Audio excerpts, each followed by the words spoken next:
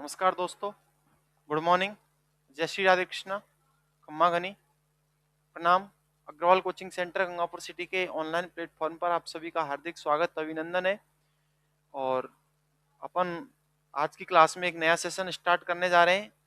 जो नया सेशन है इंडियन पॉलिटी से, वो देखिए क्या है। सेशन का नाम है नीति निर्देशक तत्व। नीति निर्देशक तत्व ये एग्जाम की दृष्टि से बहुत ज़्यादा इंपॉर्टेंट है। यहाँ से एग्जाम में क्वेश्चन पूछे जाते हैं, तो आप इसको आप बेसिक समझिए पहले, फिर इसके आर्टिकलों की बात करेंगे। तो आइए स्टार्ट करते हैं। नीति निर्देशक तत्व, टॉपिक का नाम है नीति निर्देशक तत्व।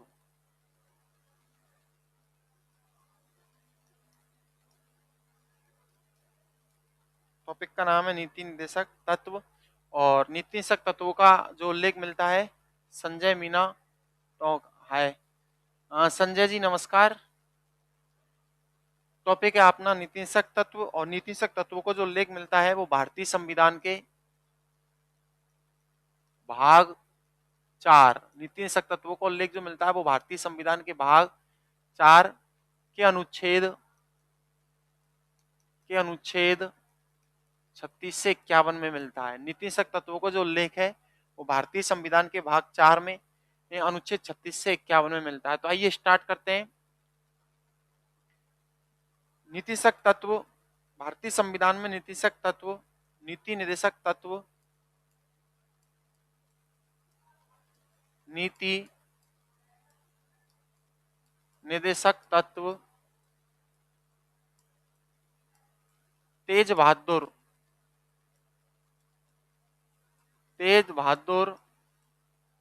सप्रू समिति द्वारा निर्मित,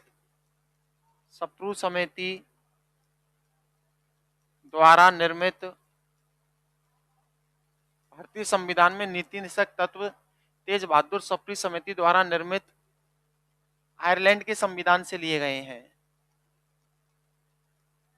आयरलैंड के संविधान से लिए गए हैं। आयरलैंड के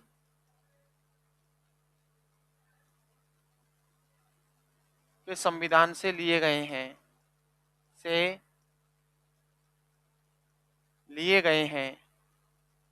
कहाँ से लिए गए हैं? भारतीय संविधान में नीति निर्देशक तत्वों को आयरलैंड के संविधान से लिया गया है, और आयरलैंड ने इन्हें स्पेन से लिया है, और आयरलैंड ने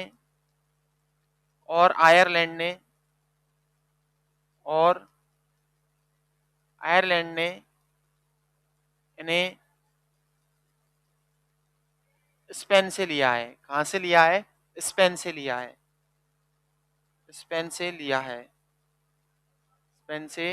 लिया है। तो पहला क्वेश्चन कंप्लीट। तो देखिए, नीति निर्देशक तत्वों को जो उल्लेख मिलता है वो भारतीय संविधान के भाग 4 में, नीति निर्देशक तत्वों का उल्लेख भारतीय संविधान के भाग 4 में अनुच्छेद 36 से 51 में मिलता है। नीति निर्देशक तत्व तेज बहादुर सप्रू समिति द्वारा निर्मित कहाँ से लिए गए हैं? आयरलैंड के संविधान से लिए गए हैं, और आयरलैंड ने इन्हें स्पेन के संविधान से लिया है। आयरलैंड ने भी इनको कहाँ से लिया है? स्पेन के संविधान से लिया है। नेक्स्ट अगला क्वेश्चन, नीति निर्देशक तत्व मौलिक अधिकारों से भिन्न है। नीति निर्देशक तत्व मौलिक अधिकारों से भिन्न है।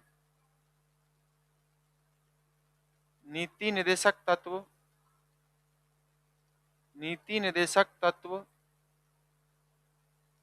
मौलिक अधिकारों से भिन्न होते हैं। मौलिक अधिकारों से भिन्न है।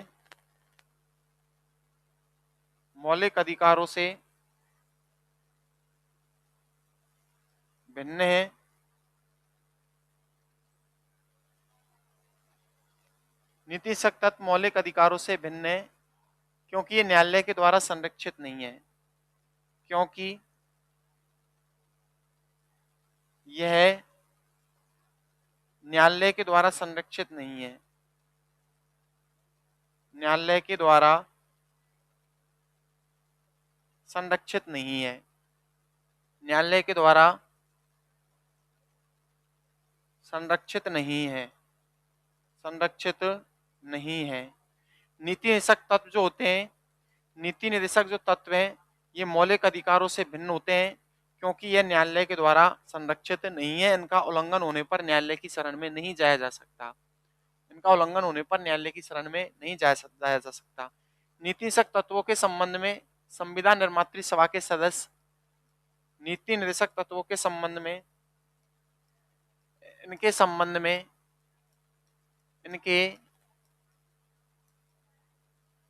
में संविधान निर्मात्री सभा के सदस्य संविधान निर्मात्री सभा के सदस्य संविधान निर्मात्री सभा के सदस्य केटी शाह ने कहा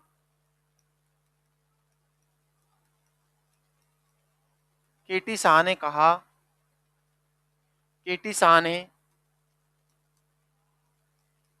कहा कि यह एक ऐसा चेक है कि यह एक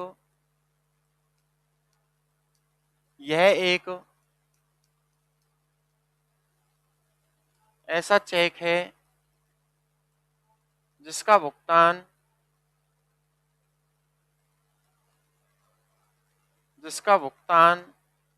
बैंक की इच्छा के ऊपर छोड़ा गया है। बैंक की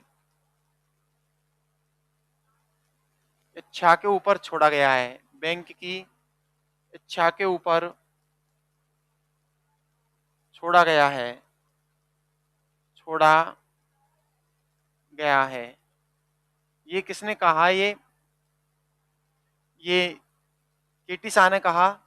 नीति निषेधक तत्वों के संबंध में संविधान निर्मात्री सभा के सदस्य केटी शाह ने कहा, एक कमेंट याद रखना है, केटी शाह ने कहा कि यह एक ऐसा चेक है जिसका भुगतान बैंक की इच्छा के ऊपर छोड़ा गया है। तो संविधान निर्मात्री सभा के अन्य सदस्य नासिरुद्दीन ने कहा, संविधान सभा के अन्य सदस्य संविधान सभा के अन्य सदस्य संविधान सभा के अन्य सदस्य नासिरुद्दीन ने कहा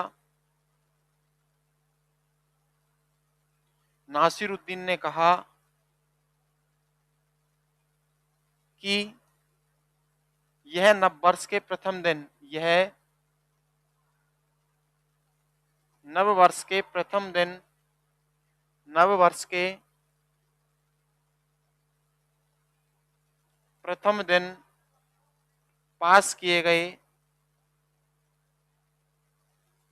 पास किए गए शुभकामना का प्रस्ताव है। शुभकामना का प्रस्ताव है। शुभकामना का प्रस्ताव है। ये किसने कहा है? ये संविधान सभा के अन्य सदस्य नासिरुद्दीन ने कहा। तो संविधान सभा के अन्य सदस्य नासिरुद्दीन ने नीति निषेधक तत्वों के बारे में कहा कि यह नव वर्ष के प्रथम दिन पास किए गए शुभकामना का प्रस्ताव है। ये कमेंट भी ध्यान रखना है। जबकि अंबेडकर ने नीति निषेधक तत्वों की व्यवस्था को एक अनोखी व्यवस्था कहा। अंबेडकर ने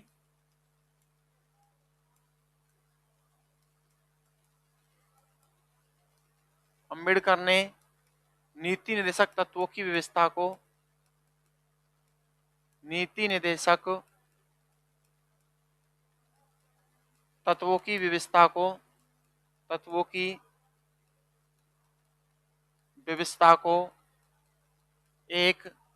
एक अनोखी व्यवस्था कहा।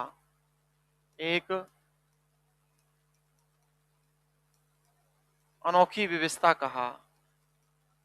अनोखी व्यवस्था कहा। ये किसने कहा है? अंबेडकर ने नीति निर्देशक तत्वों की व्यवस्था को एक कैसी व्यवस्था कहा? एक अनोखी व्यवस्था कहा। तो प्रोफेसर हियर ने नीति निर्देशक तत्वों को उद्देश्यों व महत्वाकांक्षाओं का घोषणा पत्र कहा। तो प्रोफेसर हियर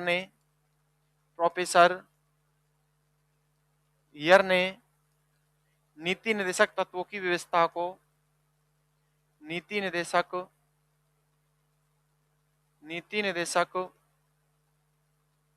तत्वों की व्यवस्था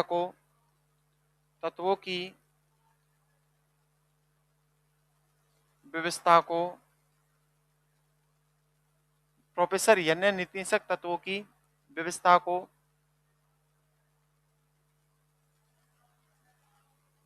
को उद्देश्यों व महत्वाकांक्षाओं का घोषणा पत्र कहा। नीतिनिषेक तत्वों को की व्यवस्था को उद्देश्यों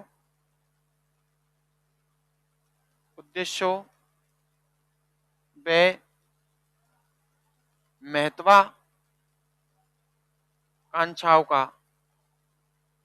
महत्वाकांक्षाओं का घोषणा पत्र कहा। महत्वाकांक्षाओं का घोषणा पत्र कहा। घोषणा पत्र कहा। घोषणा पत्र कहा। ये किसने कहा है? प्रोफेसर यन ने नीतिनिषेक तत्वों को उद्देश्यों व महत्वाकांक्षाओं का घोषणा पत्र कहा है। ये कमेंट हो गए। तो ये कमेंट एग्जाम में पूछता है आपसे, तो आप बता देना, आंसर दे देना इसका सही से। इसके बाद में हम बात करें नीति निर्देशक तत्वों का आधार। नीति निर्देशक तत्वों का आधार। नीति निर्देशक तत्वों का आधार। नीति निर्देशक तत्वों का आधार। तत्वों का आधार समाजवादी, समाजवादी, उदारवादी, उदारवादी व गांधीवादी सिद्धांत है। वे गांधीवादी सिद्धांत है। गांधीवादी सिद्धांत है। तो नीति निर्देशक तत्व इनका मुख्य उद्देश्य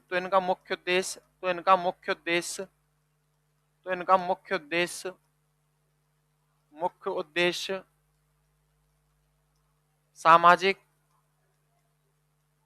सामाजिक आर्थिक व गांधीवादी लोक कल्याणकारी राज्य की स्थापना करना है। गांधीवादी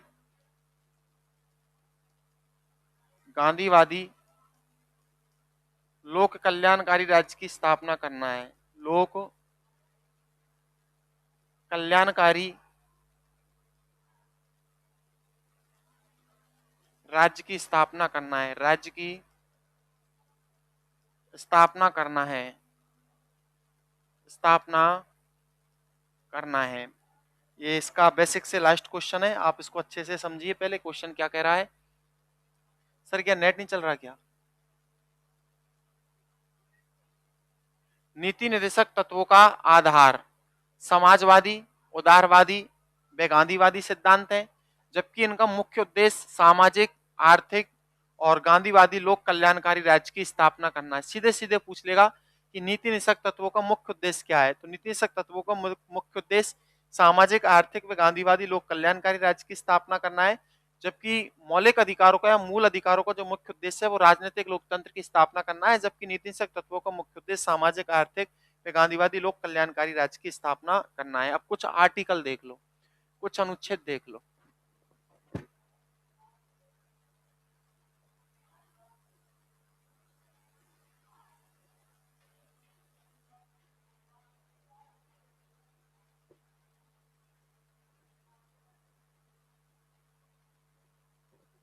अनुच्छेद 36। अनुच्छेद 36 क्या कहता है? अनुच्छेद 36 राज्य को परिभाषित करते हुए, अनुच्छेद 36 में राज्य को परिभाषित करते हुए, राज्य को परिभाषित करते हुए राज्य का दायित्व है, राज्य को परिभाषित करते हुए राज्य अपने संसाधनों के अनुकूल, परिभाषित करते हुए राज्य अपने संसाधनों के अनुकूल, अपने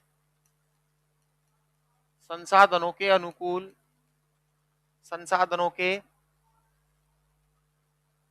अनुकूल, संसाधनों के अनुकूल जनता के विकास हेतु,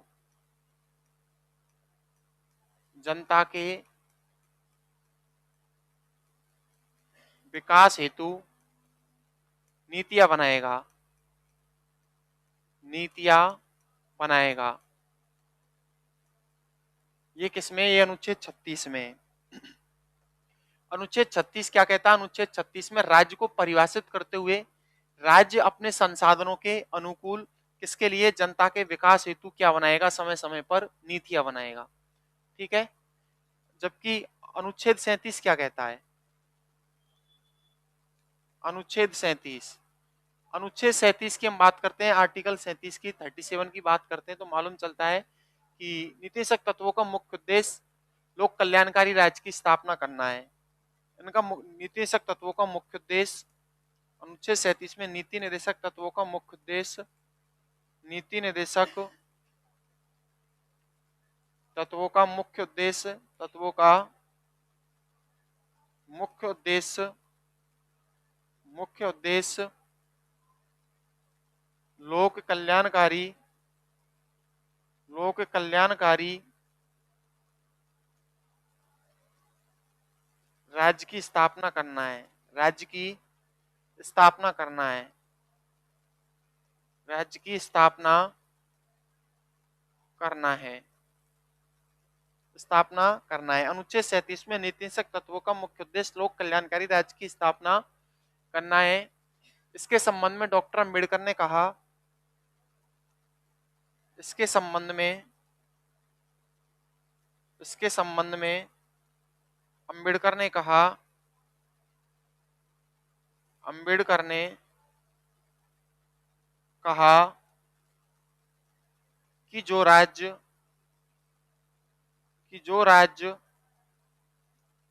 इनका प्रयोग नहीं करेगा, जो राज्य यानी नीति निषेधक तत्वों का प्रयोग नहीं करेगा, जो राज्य इनका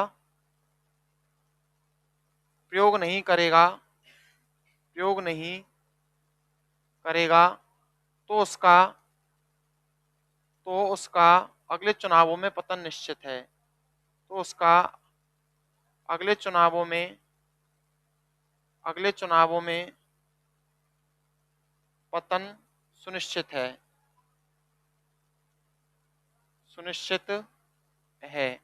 ये कमेंट याद रखना, ये किसने किया है? कमेंट अंबेडकर ने। किसने किया है? अंबेडकर ने। तो अनुच्छेद 37 क्या कहता है कि नीति निर्देशक तत्वों का मुख्य उद्देश्य लोक कल्याणकारी राज्य की स्थापना करना है, और इसके संबंध में अंबेडकर ने कहा कि जो राज्य नीति निर्देशक तत्वों का प्रयोग नहीं करेगा तो उसका अगले चुनावों में पतन सुनिश्चित है। यानी जो राज्य जनता की तरफ ध्यान नहीं देगा, जो भी राजनीतिक पार्टी जनता की तरफ ध्यान नहीं देगी, तो आने वाले अगले आम चुनावों में उसका पतन सुनिश्चित है। इसके बाद में अनुच्छेद 38, अनुच्छेद 38, अनुच्छेद 38 राज्य का यह दायित्व है, अनुच्छेद 38 राज्य का यह दायित्व है,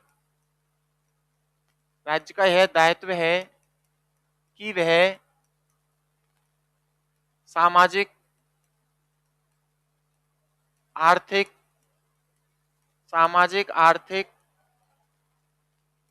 व राजनीतिक न्याय से युक्त, व राजनीतिक न्याय से युक्त,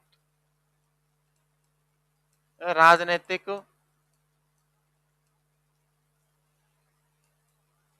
न्याय से युक्त, न्याय से युक्त समाज व्यवस्था का विकास करते हुए, समाज व्यवस्था का विकास करते हुए राज्य के दायित्व है कि वह एक सामाजिक, आर्थिक व राजनीतिक न्याय से युक्त समाज व्यवस्था का विकास करते हुए लोगों के कल्याण का मार्ग प्रशस्त करे, लोगों के कल्याण का मार्ग प्रशस्त करे, कल्याण का मार्ग प्रशस्त करे, प्रशस्त करे। ये किस में कहा गया है? ये अनुच्छेद 38 में कहा गया है। अनुच्छेद 38 क्या कहता है? राज्य का यह दायित्व है कि वह सामाजिक, आर्थिक व राजनीतिक न्याय से युक्त समाज व्यवस्था का विकास करते हुए लोगों के कल्याण का मार्ग प्रशस्त करे या कल्याण का मार्ग सुनिश्चित करे। अनुच्छेद 39, अनुच्छेद 39 क्या कहता है? अनुच्छेद 39 सभी स्त्री पुरुषों को आजीविका के लिए, आजीविका के लिए सभी स्त्री पुरुषों को सभी स्त्री पुरुषों को, सभी स्त्री पुरुषों को, सभी स्त्री पुरुषों को आजीविका के लिए, आजीविका के लिए, आजीविका के लिए काम देने का प्रावधान है, काम देने का प्रावधान है, प्रावधान है। यानी सभी को समान कार्य हेतु समान वेतन, यानी सभी स्त्री पुरुषों को आजीविका के लिए काम देने का प्रावधान है। सभी स्त्री पुरुषों को काम देने का अधिकार, समान कार्य के लिए समान वेतन। सभी स्त्री पुरुषों को काम का अधिकार और समान कार्य के लिए समान वेतन। समान कार्यों के अवसर, समान कार्यों के अवसर व समान कार्य हेतु समान वेतन, व समान कार्य हेतु समान वेतन।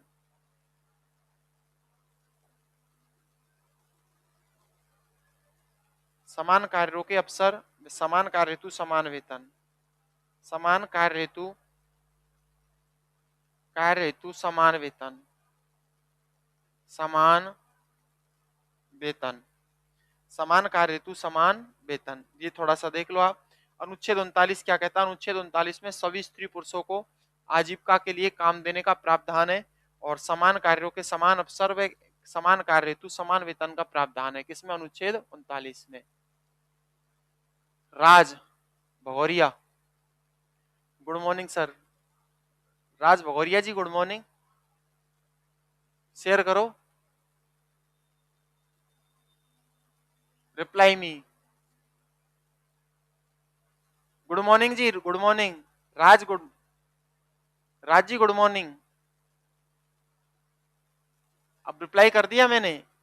राज Bhagoria good morning, good morning sir. Raj Bhagoria yes, okay ठीक है सर। क्लास लो आप, आनंद लो क्लास का। तो अनुच्छेद 39 में बाद में अनुच्छेद 39 कै, इसके बाद में अगला अनुच्छेद 39 कै। अनुच्छेद 39 कै, इसमें किसका उल्लेख है? यानी गरीब परिवारों के लिए निःशुल्क व विधिक मुकदमा सहायता है। गरीब परिवारों को, गरीब परिवारों को अनुच्छेद 39 कै में गरीब परिवारों को निःशुल्क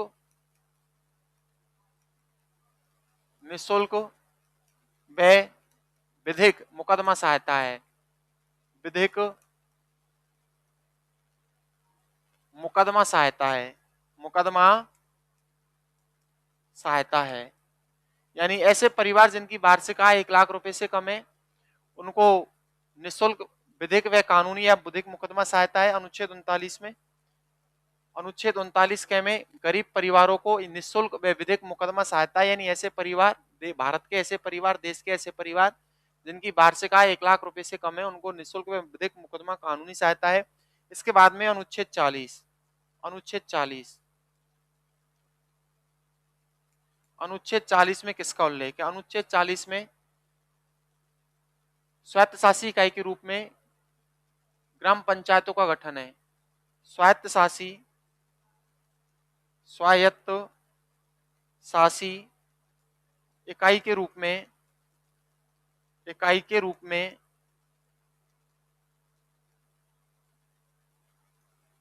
ग्राम पंचायतों का गठन है। ग्राम पंचायतों का गठन है। पंचायती राज का उल्लेख है। किसका उल्लेख है? पंचायती राज का, पंचायती राज का उल्लेख है, पंचायती राज का उल्लेख है। यह आपका अनुच्छेद 40। अनुच्छेद 40 में स्वायत्तशासी इकाई के रूप में ग्राम पंचायतों के गठन का उल्लेख है, अर्थात पंचायती राज का प्रावधान है। तो ये 40 तक हो गया है। बाकी अगली चर्चा करेंगे अगले वीडियो में, तो एक बार आप फिर से देख लीजिए पूरे वीडियो को। देखिए, नीति निषेधक तत्वों का जो उल्लेख मिलता है, नीति निषेधक तत्वों का उल्लेख भारतीय संविधान के भाग 4 में अनुच्छेद 36 से 51 में मिलता है। और नीति निषेधक तत्व तेज बहादुर सप्रू समिति द्वारा निर्मित आयरलैंड के संविधान से लिए गए हैं और आयरलैंड ने नीतिशक तत्वों को स्पेन से लिया है। नीतिशक तत्व मौलिक अधिकारों से भिन्न होते हैं क्योंकि ये न्यायालय के द्वारा संरक्षित नहीं है, इनका उल्लंघन होने पर न्यायालय की शरण में नहीं जाया जा सकता।